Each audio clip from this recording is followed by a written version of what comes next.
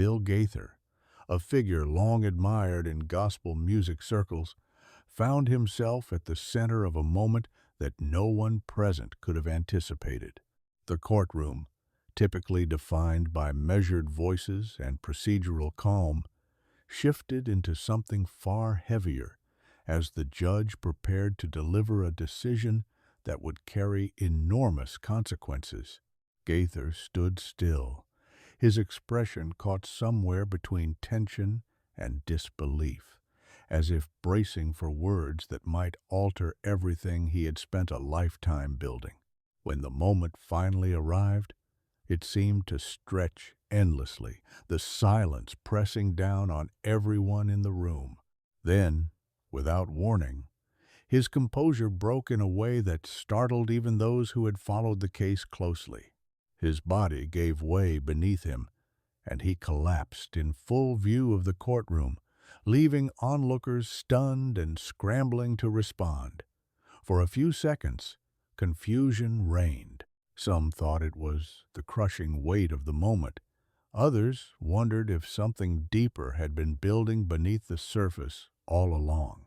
The incident only intensified the attention surrounding a case that had already sent shockwaves through the gospel music community.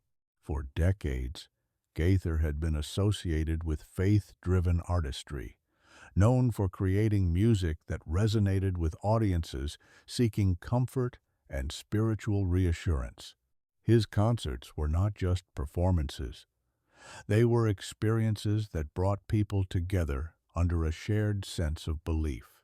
That image, however, now stood in stark contrast to the allegations brought forward against him. Instead of standing under stage lights, he now faced the harsh scrutiny of a courtroom, where prosecutors painted a very different picture of the man many believed they knew. According to the claims presented, Gaither had been involved in financial misconduct over an extended period, including accusations of fraud, misuse of funds, and deliberate attempts to avoid taxes. Prosecutors argued that money intended for charitable and ministry purposes had been redirected for personal use, funding a lifestyle that stood at odds with the values he publicly represented. They described a pattern of behavior that suggested careful planning rather than simple oversight, pointing to financial records, testimonies, and alleged discrepancies that raised serious questions. Former associates added to the narrative, with some describing moments when concerns were raised internally but never fully addressed. A few claimed there was an unspoken understanding that certain matters were better left alone, even when they didn't make sense. The case grew even more complicated when investigators reportedly uncovered financial accounts outside the country, which they argued were used to obscure transactions and reduce visibility into how funds were handled.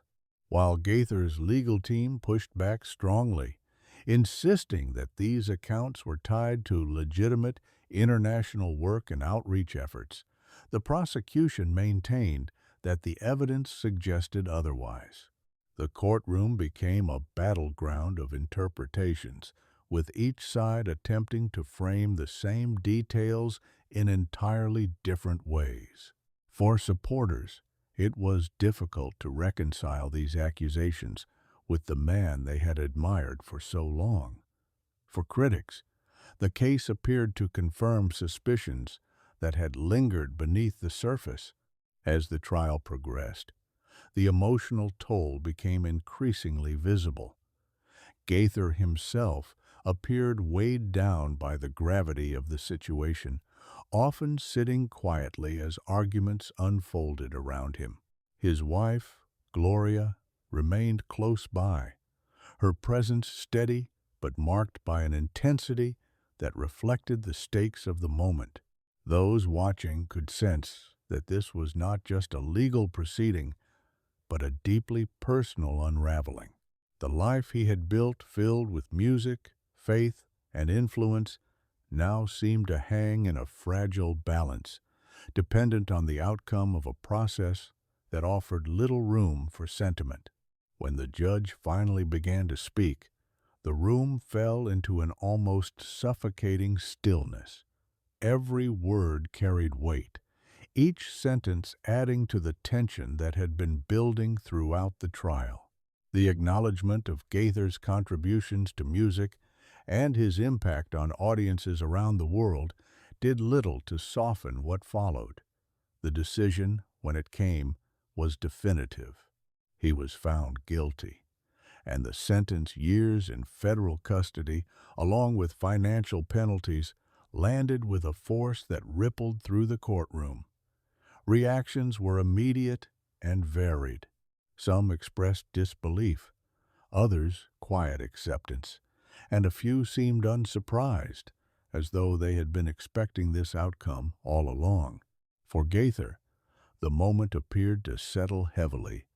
The finality of it sinking in as the reality of what lay ahead became unavoidable. The idea of stepping away from everything, familiar family, music, public life, was no longer hypothetical. It was immediate and real. His family's reactions reflected the complexity of the situation. There was visible pain, confusion, and an effort to maintain composure despite the emotional weight pressing down on them. Support and disbelief coexisted in the same space, creating an atmosphere that was as fractured as it was intense. Outside the courtroom, the response was anything but quiet. News of the verdict spread rapidly, igniting discussions across social media, news platforms, and within the gospel music community itself. Supporters rallied behind him, questioning the fairness of the trial and expressing faith that the truth would eventually come to light. Others struggled to process the situation, caught between admiration for his past work and the implications of the verdict. The divide was clear, with opinions forming quickly and often passionately. Within the industry, reactions were equally mixed. Some chose to stand by him, emphasizing the positive impact of his music and the lives it had touched. Others distanced themselves, wary of being associated with the controversy. Conversations about accountability, trust, and the responsibilities of public figures became more prominent, reflecting a broader reckoning that extended beyond this single case. The situation forced many to confront uncomfortable questions about how well they truly knew the people they admired. As the dust began to settle, one thing became undeniable. The legacy Gaither had built would never be viewed in quite the same way again. Whether seen as a cautionary tale, a misunderstood situation, or something in between, the events surrounding the trial had already reshaped how his story would be told. The music, the message, and the man himself were now intertwined with a chapter that could not be ignored. For those who had followed his career, the challenge lay in reconciling the inspiration they once felt with the reality that had unfolded before them. In the end, what remained was a sense of uncertainty. Questions lingered about what would come next, not just for Gaither personally, but for the community that had been so deeply affected by his work. The courtroom moment, the collapse, the verdict, the reaction served as a stark reminder of how quickly circumstances can change, and how even the most established reputations can be tested in ways few ever expect.